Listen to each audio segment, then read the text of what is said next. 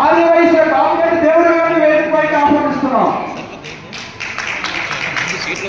తెలుపుతూ ఈ రోజు ఈ అద్భుతమైన కార్యక్రమాన్ని మన ఎస్కోటలో ఈ విధంగా జరిపించి భారతీయ జనతా పార్టీ మహోన్నతంగా ఈ కార్యక్రమాన్ని ఏర్పాటు చేసిన రామగడ్డి గారికి నా కృతజ్ఞతలు.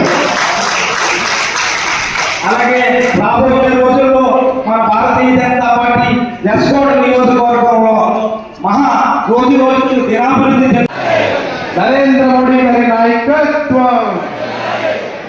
అందరికీ నమస్కారం. భారతీయ జనతా పార్టీ శృంగవరం తొక్కల అప్పారావు గారికి ఈనాటి ఈ కార్యక్రమ ముఖ్య అతిథి పెద్దలు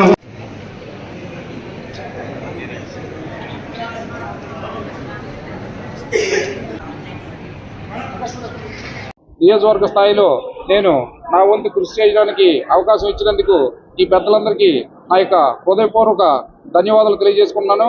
అలాగే నరేంద్ర మోడీ గారు నాకు ఇచ్చిన అవకాశాన్ని సద్వినియోగం చేసుకొని శృంగవరపుకోట నియోజకవర్గాన్ని అంచెలంచెలుగా అభివృద్ధి చేసే దిశగా ప్రయత్నిస్తూ నా యొక్క కృషి చేస్తానని హృదయపూర్వకంగా తెలియజేసుకుంటాను.